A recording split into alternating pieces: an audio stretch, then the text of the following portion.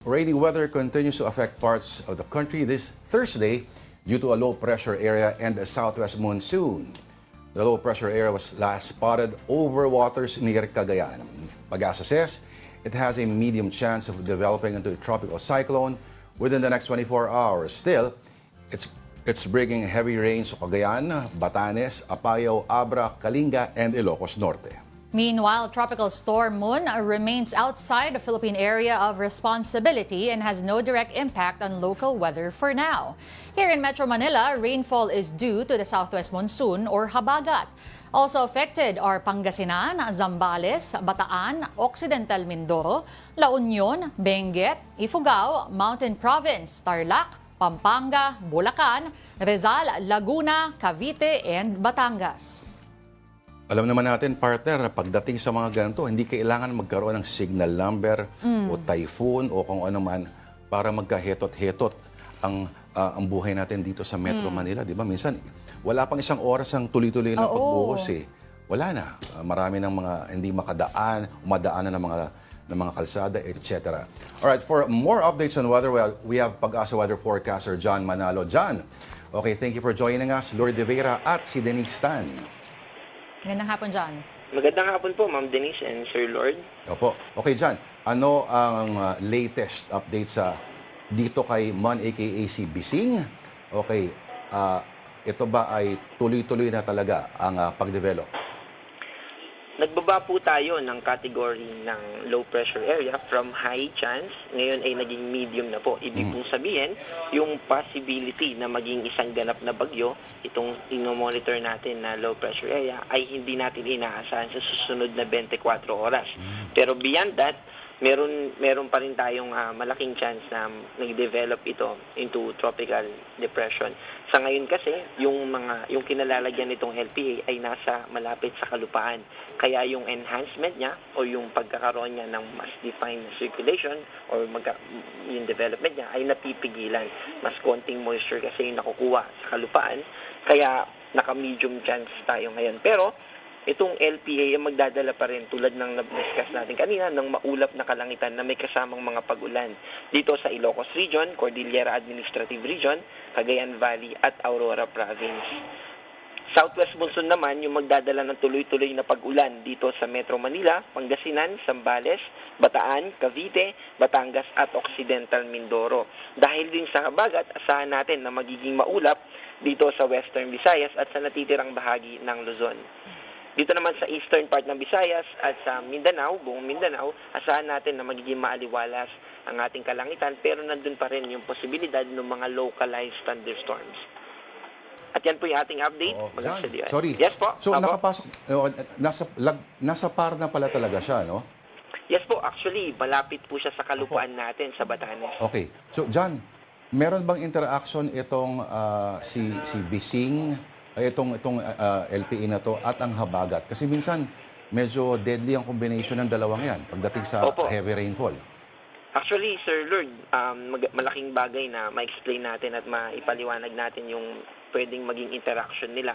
Dahil low pressure pa lang yan, ay inaasahan natin na konti pa lang yung maaaring paghila niya dito sa southwesterly winds o dun sa habagat natin.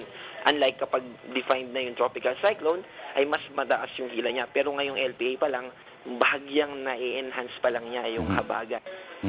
At ito rin yung nagko-contribute kaya madami tayong mga pag-ulan dito sa Metro Manila. Kasama yung mga probinsya na binanggit natin kanina na majority ay nasa western side ng central and southern Luzon. John, yun bang pagbaba nung level, does that mean na kasi kahapon ang sabi expect daw pagkulog, pagkidlat, pabugso-bugsong pag-ulan. Ito bang weekend natin will look differently o ganun pa rin ang kailangan nating abangan o asahan? Ganun pa rin po yung nakikita natin na dapat asahan until Saturday. Sa Sunday and beyond po, mas magiging magkakaroon tayo ng improved weather conditions. Ayan, so sa yung mga labada ay hindi pa rin matuyo-tuyo, ano? Medyo may konting rason para magdiwang sa weekend. Opo. Okay, Sir John, baka lang matulungan nyo kami. So, itong season na ito, papasok na dito natin na matetest yung bagong system daw ng Pag-asa pagdating sa pag-categorize ba ng mga bagyo, etc. Tama ho ba, Sir John?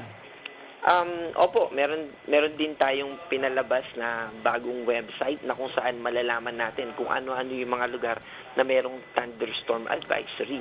So sa next 2 to 3 hours, malalaman natin kung yung mga specific area ba na kung saan tayo nakatira ay maapektuhan ng mga ganong warnings and advisories. Ang kaibahan po nito ay very specific po ito, very localized po ang forecast niya, sir. Tama ho ba?